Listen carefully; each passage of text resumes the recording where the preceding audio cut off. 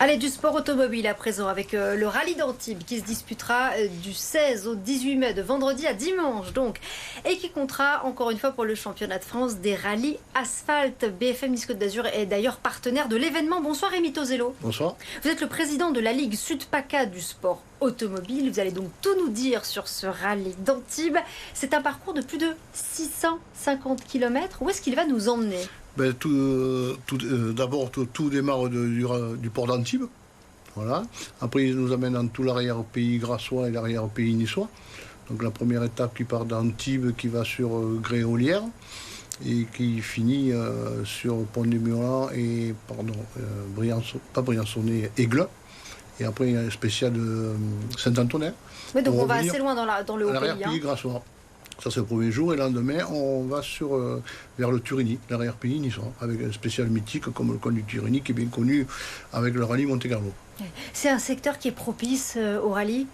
Oui, tout à fait. C'est parce qu'il y a des très belles routes avec des très belles spéciales et c'est connu dans le monde entier. Vous savez, le Monte-Carlo a beaucoup amené à connaître notre région. C'est quoi une belle route pour le rallye ? C'est une route qui serpente ? Qui tourne beaucoup, qui est beaucoup sinueuse, oui.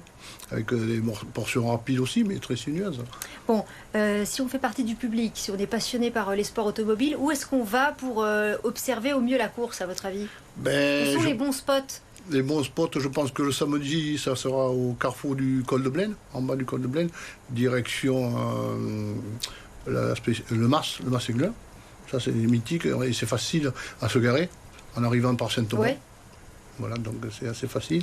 Et le lendemain, le plus beau, c'est au col du Turini, en arrivant par la Bolène. Bon, voilà, c'est doté.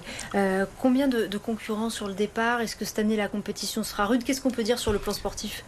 Sur le plan sportif, il y a 145 concurrents cette année. Et donc, ce rallye a 4 catégories de trucs. Il y a 4 rallyes en un.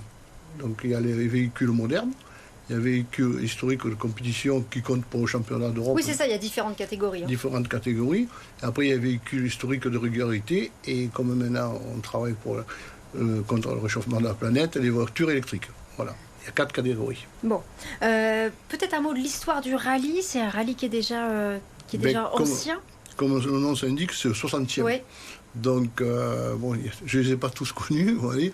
Mais là, il y a eu des grands pilotes comme Didier Auriol, Bernard Béguin qui ont gagné le rallye, qui ont été champions du monde derrière, comme Didier Auriol.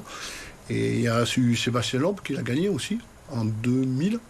Donc, il y a des grands noms dans le sport automobile à ce rallye. Et donc, c'est bien une manche des championnats de France, hein. Manche du championnat de France, cette année, c'est la 3e. Bon. Et une manche du championnat d'Europe pour les véhicules historiques. Et d'ailleurs, il y a des pilotes très connus dans cette catégorie historique avec M. Latvala qui a été vice-champion du monde et Romain Dumas qui a gagné 2 fois les 24 heures du Mans. Bon, voilà qui va donner envie aux passionnés de sport automobile de se déplacer ce week-end pour aller jeter un œil sur le rallye d'Antibes de vendredi à dimanche. Merci Rémi Tozello d'être venu nous voir sur notre plateau. Eux ne sont pas à bord de bolide, mais ils vont quand même donner pas mal de leur énergie pour la bonne cause. La No Finish Line fait